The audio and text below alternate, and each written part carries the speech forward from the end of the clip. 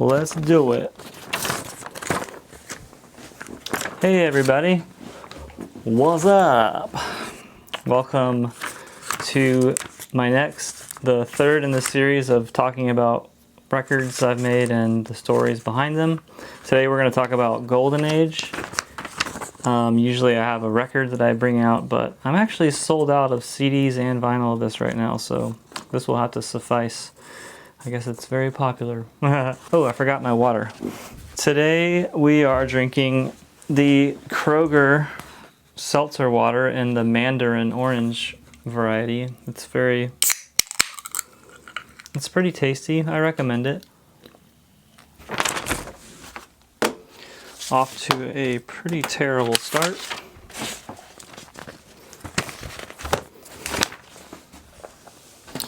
All right, Golden Age came out in 2016, in August of 2016, and I guess I should back up a little bit. Where we last left off was American Soft came out, and I did a lot of touring, especially towards the end of the American Soft record cycle, and I should say I did some shows with Manchester Orchestra, like I mentioned.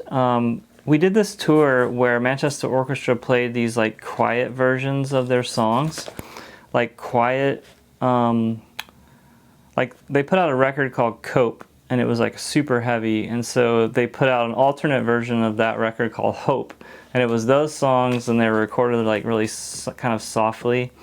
And so I was the opener on that tour, and we played like these really, really interesting rooms. It was a national tour. We played the Hollywood Forever Cemetery in LA, and it was in the like Masonic Temple. It was like a really cool place. That was a cool show. Another show was we played in a cavern like 300 feet underground in Tennessee, in this like big kind of cavernous cathedral. That was really cool. That was kind of towards the end of that record cycle. And we did some shows with Mimicking Birds from Portland, Lamolo. And I played a lot of local shows too, opening for like Laura Gibson, Cataldo, Valley Maker. And I think I played like a show with John Moreland. Sorry, this is kind of name droppy. It's just, I want to just touch on the points. I played a show with John Moreland in Oklahoma. And it was a cool, like, small show, and I didn't know who he was at that time, and he was popular back then. That was in, like, 2015, probably. Anyway, so sort of what made this record exciting for me was it was, like, the first time I'd had, like, a studio in Seattle. Like, a studio is, like, really hard to come by there if you don't have much money. Like, studio spaces are expensive, and you usually share them with a bunch of bands. And I couldn't, like, there was these really popular, like rehearsal spaces that a lot of bands would use in Seattle. And they were hard to, like, make records or write in them because there were bands playing, like, all around you. There was a lot of noise. So I never, like, I never rented one of those. But my friend Adam had a house in Ballard, if you're familiar with Seattle, and in his backyard there was a garage, like a separate garage building, and my friend Brian had been using it as a bike shop for a long time, repairing bikes and stuff. And in fact, above the front door there was this like little kind of bike sprocket over the door as you go in, and so I just like left that up there because I thought it was cool. And it was still there when I left it. But anyway, so I cleaned out this garage, and I insulated it and like put up wallboard and stuff, tried to make it nice. And I had like my tools stored in one side of it, like all my woodworking tools, and then the studio was the other half of it. And it was kind of hard to control the dust. It was like a dusty space.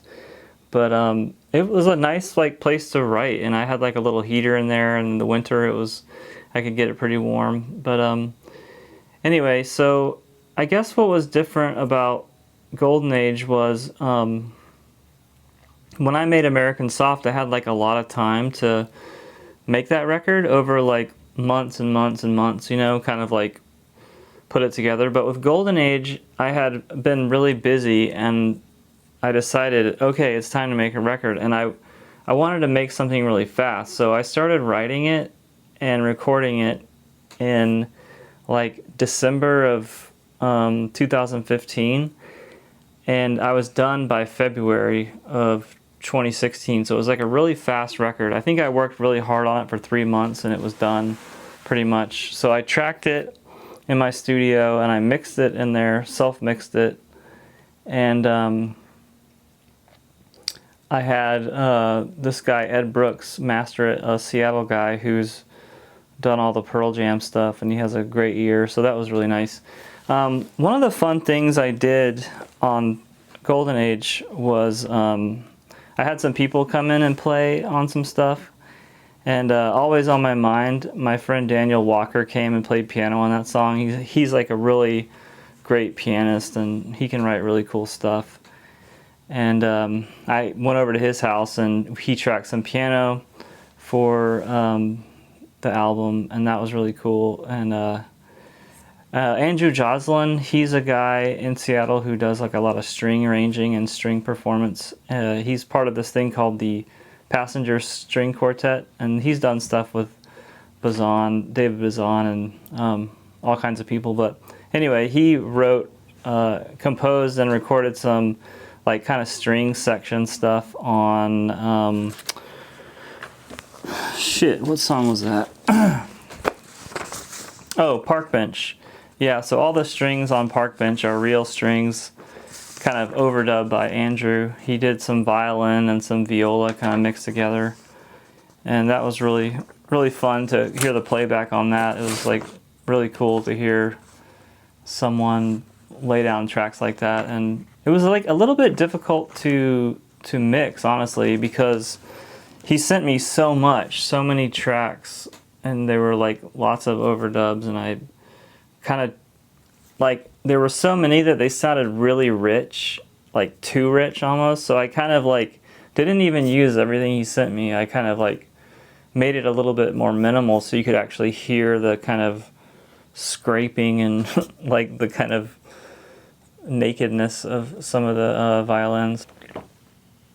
One of my favorite things to do was like boat around in Lake Union. You could rent these like little electric boats in Seattle, and it was like $200 for a couple of hours, and you could bring like 8 friends. So like one day we were riding around in this little boat, and I saw this ship in the like docked in Lake Union. It was like this big wooden ship, and it was like really beautiful. And I learned some more about it. It's called the Virginia 5 steamship.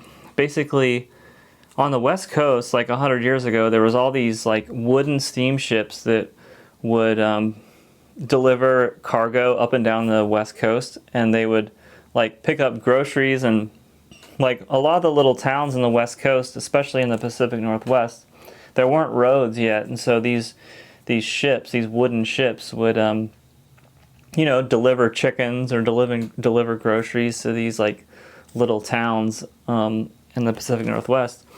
But so over the last century, all these boats have become completely rotted, and they've kind of all been sort of destroyed. But the Virginia 5 was still running like 20 years ago. So this foundation, they raised like 17 million or 20 million, I don't know. They raised a ton of money, and they fixed up this boat, and it's incredible. It's like 100 feet long, and it's got like a lower deck, a mid deck, and a upper deck, and it has like a steam engine in it, and it takes like 6 people to run it, and it's just like this gorgeous ship. I'll put some pictures of it here. But anyway, I contacted the foundation, and it turns out they rent the boat for like parties and like corporate events and like weddings and stuff. So I was like, I really want to have the show on this boat, and I contacted them and said how much to charter this boat for one night for like a record release show, and they were like, it's going to be like $6,000 or something. And I was like, holy crap, I don't know if I could afford that.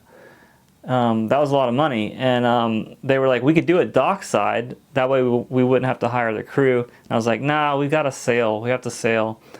And so they said, okay, we can do it. Instead of doing it on a Friday night, we can do it on a Thursday night, and it was a little bit cheaper. And I was like, okay, sweet. And then like a week later, they bumped us for some other like client, and they said, if we can bump you to the Wednesday, we'll do it for like 3,000 or 4,000. I can't remember what it was, but I was like, yes, we'll do it.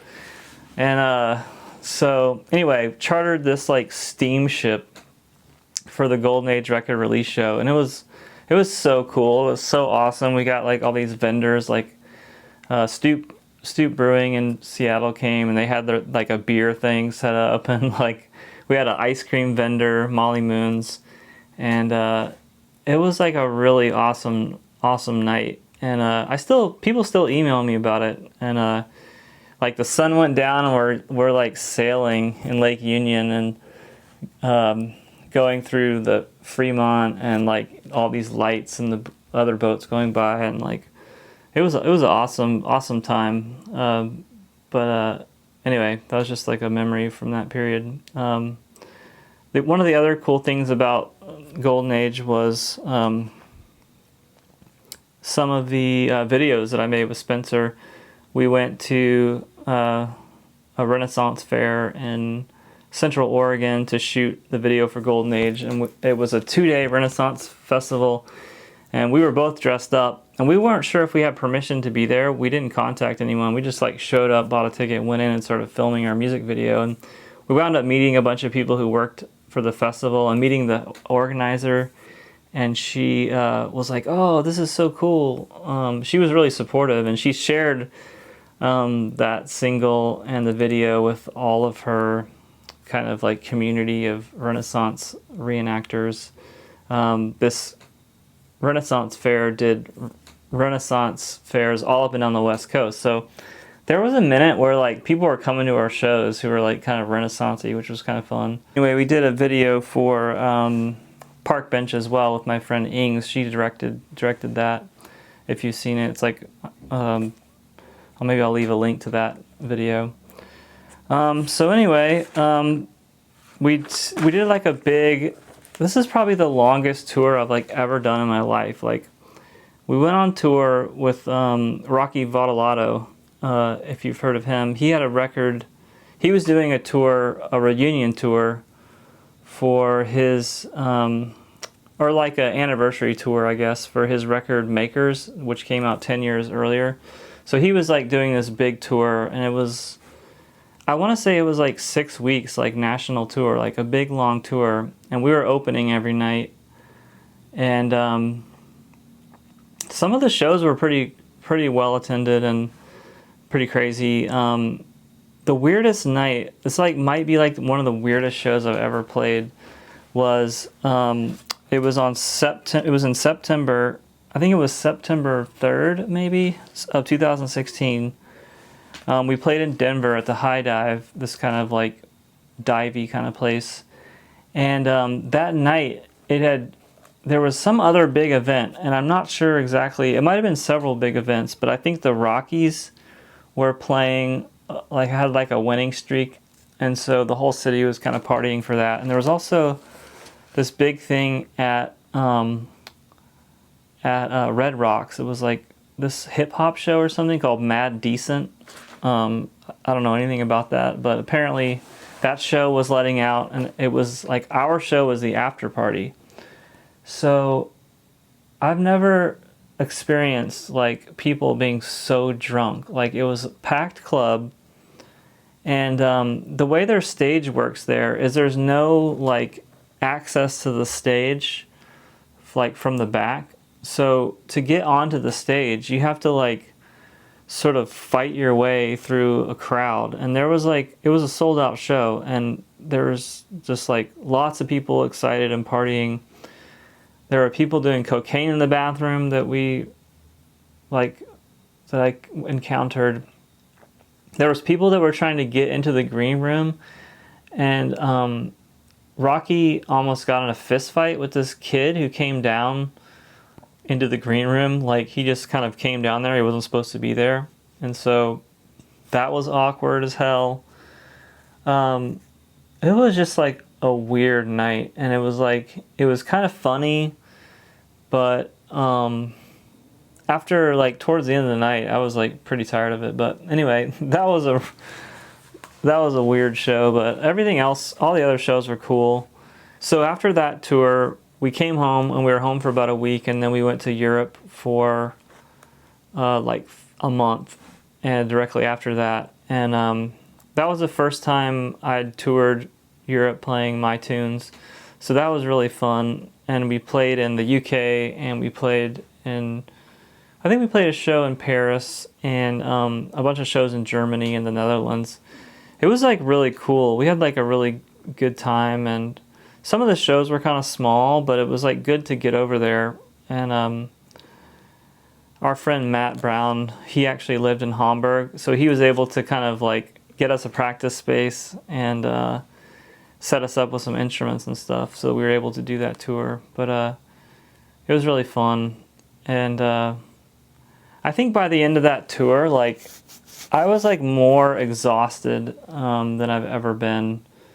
It was a lot, just like that long US tour with like a Europe tour right after it. The record cycle for Golden Age was really long. I just kept playing shows. In 2017, Jeremy Enigk was doing a anniversary tour for Return of the Frog Queen, his like really popular solo record.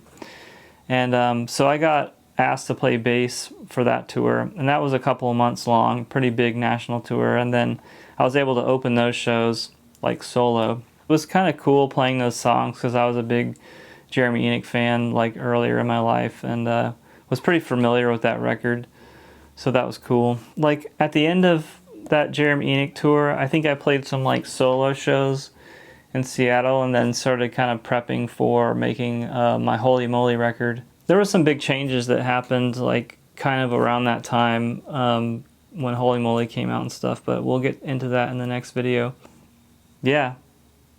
Thanks for watching. Let me know if you have any questions about anything I talked about in this video or anything related to Golden Age, and I'll be happy to address those. Alright. See you soon. Be sure to drink your sparkling water if you have one. See ya.